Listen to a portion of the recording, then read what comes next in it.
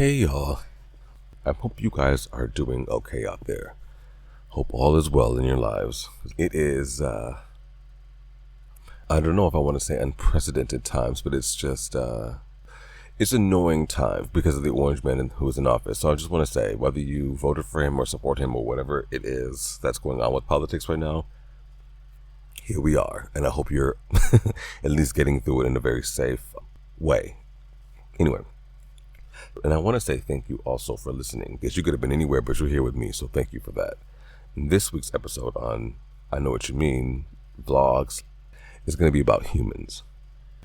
Now, some people may rock with me here, and some people may not, you know what I mean, because this is just my thought. So,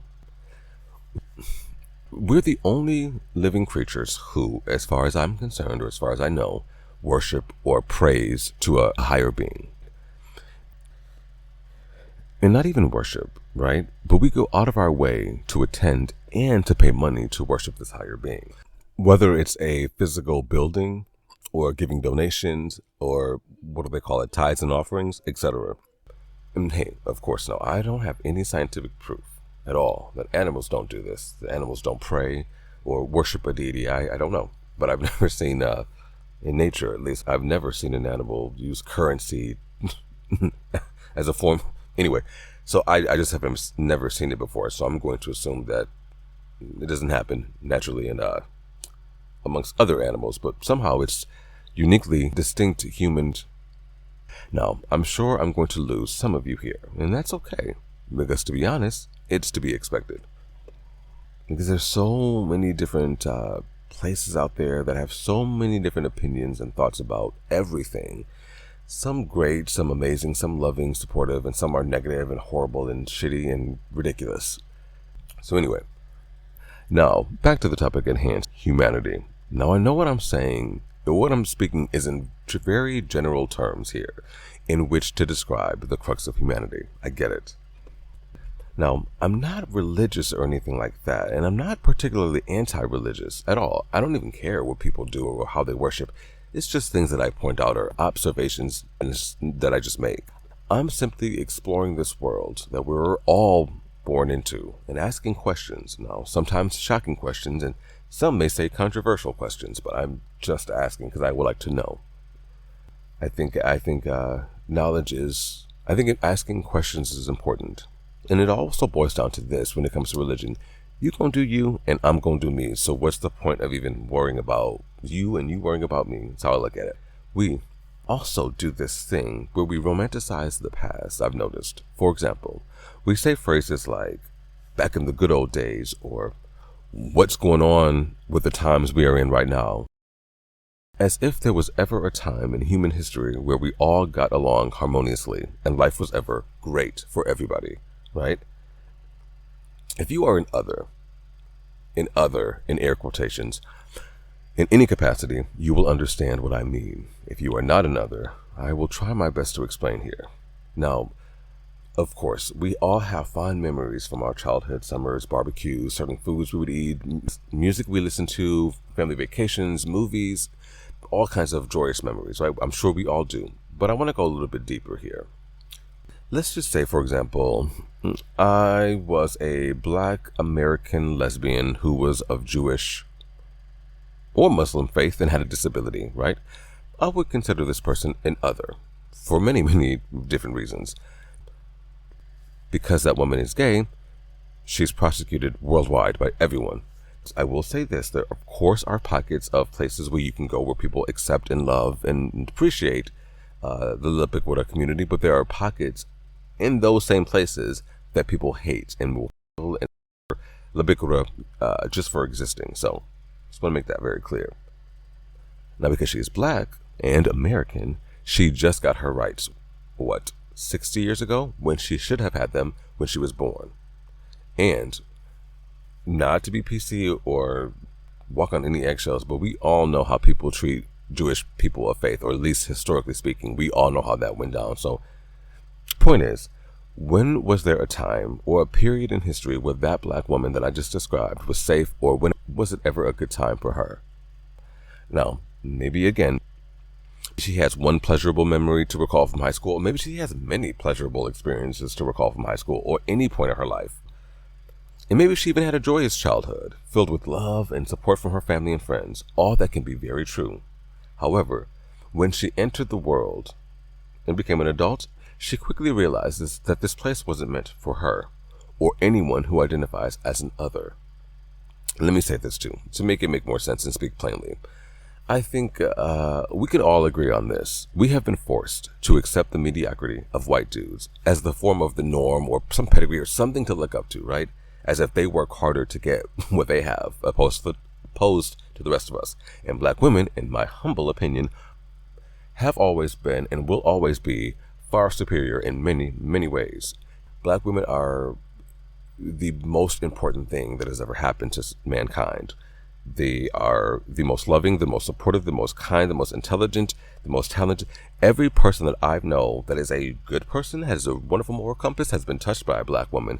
I myself, everything that I know, all the good in me that I took from my many years of living here has come from black women.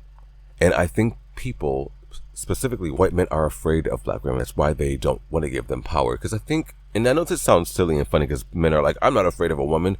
But it's like, yeah, you are, because you wouldn't have issues with her having power or control over anything if you weren't afraid of what she would do with it. I want to say this too. We have a lot to learn from our past, which is another point that we as humans admittedly aren't the most successful at. Now, you of course have places like post-war Germany, who then, and I believe still do, actively make sure that their grievances were put on full blast in an effort to what? Reduce the chances of that horrific event of the Holocaust ever happening again. But then again, you have places like America, who often cannot seem to acknowledge their grievances in an effective way. Since this episode is not about politics, we aren't touching American politics yet. Because Lord knows what a complete and utter mess American politics actually is. This is supposed to be the greatest land on earth, and somehow in the 2024 election, the best we had to offer was two out-of-touch senior citizens, one who was a convicted felon and the other who needs to be in some rest home somewhere because clearly he doesn't have much time here. That's what we had to offer anyway, but I've noticed in my many years on this planet that humans have selective amnesia about certain topics, depending on who you speak with. Maybe psychologically it's safer for us to do this. I really don't know. Maybe it's a way for humans to protect ourselves. I really, really don't know. But it's odd to me, and it's quite ineffective. I was attending an event, a ballroom event, something that I really, really, really love. And after the event, I was ordering my Uber outside of the venue to go home, and I was robbed at gunpoint. I'll probably end up doing an episode on this event in its entirety because it was crazy as hell. And I know I'm going to want to get it off my chest and share it with you all. It's just kind of therapeutic. But anyway, back to what I was saying. I made it out physically, unharmed, thankfully. But it's my approach to healing thereafter that I want to discuss here briefly. Now, after the robbery, I could have easily retreated into like a hermit-like state or ignored everybody. I could have compartmentalized what happened to me. I could have used all sorts of drugs and alcohol devices to cope. I could have made excuses for where I was standing at and while I was ordering my Uber, etc., etc. Blah, blah, blah. It could have been many, many reasons or excuses I could have come up with of why that happened to me, right? But I decided to acknowledge what had actually happened to me. And more importantly, I accepted that I am now forever changed because of that one incident. But that's just who I am, right? I realized that it's better for me to be honest and truthful about what happened to me, my role in it, and how to minimize the chances of that shit ever happening to me again so that I don't get caught slipping again. Or at least reduce the chances of it happening. What I didn't do, however, was lie to myself and make excuses, or worse, use selective amnesia to get through this. Because what's the point of that? Also, I want to say too, there are like 8 billion of us, right, collectively on Earth together. Yet, it's considered odd and standoffish to greet your neighbor or a stranger with a good morning. Obviously, this statement is not universal, as there are many, many humans out there who are conscious, enough to at least reciprocate a good morning greeting. But you get the idea. I can't tell you how many times I've had a smile on my face just walking down the street and literally just say hi or head nod to somebody, only for them to not reciprocate or simply to ignore me, which, I mean, it's cool, you do you. Now, I'm not saying we need to all walk around here like Mr. Rogers and shit, because obviously that's not realistic at all. But I'm saying we're all part of the gang, right? The human gang. And also, like, tribalism is also a thing that's kind of interesting to me. Like, I think about where I'm from, or I think about period. People are so territorial, even down to the block that they live on. Like, if you're walking around where I'm from, if you walk down the wrong block, even if you look like me, you still can get harmed, right? So, if the same block, the same city, the same state, and the same country, if you can't see, if you have beef within that, then so I guess my question is, why can't we just be kind, generous, genuinely loyal, and simply acknowledge others outside of our community? And I look at it like this, like, tribalism thing, right? Like, we're so effed up in a way that we, like, don't even see ourselves and our fellow humans, right? So let me put it like this. Like, some places are like, if you are in the same state, and you're like, you're on the north and the south side and you're different from us. And it's like, oh, okay, we're all in the same state, even the same city, the same block. And I'm like, I think about it like this. Let's just say, for example, shits and giggles, that some aliens from fucking Saturn or somewhere came to invade Earth. I would like to think that somehow we would all come together and collectively fight that thing, right? Because that thing, the aliens, are the others, and we see each other. I would think that we would not be like, the aliens came down here, we'd be like, well, we don't like the Americans and the Russians and the Brazilians and the Chinese, so y'all fight the aliens because y'all not like us, y'all not one of us. No, I'd like to think that we would collectively find relativity in our brotherhood and attack that thing. I would like to think that, but anyways. Also, we have this unique relationship to homosexuality. I have an entire episode devoted to this very subject alone, trust me, and y'all gonna want to hear that. But for now, I wanted to expand on this concept of homo behavior in the animal kingdom. It seems we are the only group of living creatures who prosecute same-sex couples via death, corporal punishment, or violent crimes, and even laws preventing some same-sex couples from even existing. We are somehow a people who are all about keeping your head down and minding your own business, yet contradictory, minding the business of everyone else around us. We swear up and down that we don't care what people do in their own bedrooms, yet we constantly create and then go and vote on those laws that affect other humans and what they do in their bedrooms. How is that not strange behavior? Every year in April, my cousins and I pick a vacation spot in America somewhere to go and hang out and kind of celebrate and catch up with each other. Last year, we took a trip to Denver, and I had an interesting conversations with one of my Uber drivers. I noticed how the people treated me while I was in Denver, and the Uber driver confirmed my suspicions. He mentioned how nice people are in Denver and how they treat each other like best friends, which, needless to say, I appreciated, and more importantly, I noticed this treatment. He wasn't lying. People that I encountered in Denver were my type of people. Now, they weren't particularly like Ned Flanders-esque type people. They weren't over-the-top nice or unrealistically pleasant. It just felt like I was hanging out with my besties all the time. It was real, unfiltered, accepting, patient, funny. Much of how I am with my own besties. So it was awesome and refreshing. Also, this is really, really interesting. So, my sister is literally one of my best friends. Shout out Tasha, and I love you, girl. And we were talking on the phone recently about, she had mentioned this trip we went on to San Francisco last year. And she was talking about it on the phone with me. And amazing trip, one for the books. And another one of our cousins' trip too, that I had mentioned earlier. So she told me that she was talking to our uncle on the phone, and he had mentioned us going to San Francisco last year because he had saw pictures online somewhere, or he had heard that we went there from somebody, a family member. I don't know. But somehow he heard and he was talking to her about it. They were having a conversation. His exact words were, well, ain't San Francisco like the gay capital of the world? He said to her. Then he proceeded to ask why we would choose San Francisco as a destination, as if San Francisco by itself isn't a world-class city all on its own regardless of the gays who live there. You just cannot go to San Francisco for any other reason, right?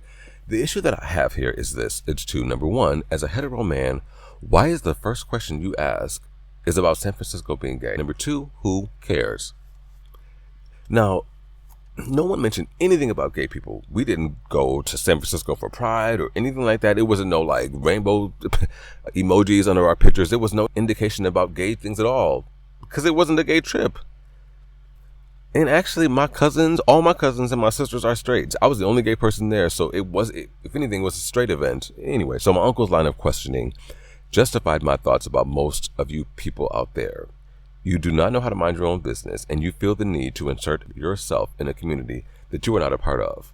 Hell, I do it myself when I talk about breeders or straight people, because I'm not a part of your community at all, even though you're the reason that I'm here, but I'm not a part of your community. And I talk shit about straight people all the time because y'all do some crazy shit, just like the gays or anybody else. So my uncle's line of questioning justified my thoughts about most of us humans out here. We don't know how to mind our own business. And we feel the need to insert ourselves in a community that we are not a part of. I myself am guilty of this shit, and I need to work on myself. That's how I recognize it. I'm not saying that my uncle is homophobic, LOL, or anything like that, because he doesn't seem to come across as homophobic. Or I'm not saying that he doesn't have the right to ask questions at all. It's just what questions you ask. Because questions or inquisitiveness, I don't know if that's a word or not, I think is a beautiful thing for all of us to explore. Why not ask questions? My issue here is, why are you thinking about homos in this way? And why do you care where we vacation at? That doesn't seem to be like minding your business to me. And I also want to say this too, no shade, but I have a family member of mine. I'm sure this person will put the pieces together if they ever listen to this, but a family member of mine who's a male, I don't think he was married to this woman, but they were dating for many, many years. Anyway, she broke up with him and became a lesbian or whatever, and now I think he just hates gay people now. And not that he's even conscious about it, but I think in the back of his mind, he keeps blaming every other fucking gay person because this bitch dumped him for a girl. And it's just like, you can't, I mean, you can, it's just dumb, irrelevant, and not helpful to blame an entire community for something that somebody that somebody did you wrong. Hell, if that's the case, nobody should go to church because pastors and preachers keep molesting your children. Lump them all to the same category too. Anyway, on that note, I'm going to go down a rabbit hole. So I want to say thank y'all for listening to this crazy ass rant. And I'm going to catch y'all next time. Take care out there, and please, please, please just love one another. Be kind to one another. It's all right. It's okay. Jesus. All right, take care now.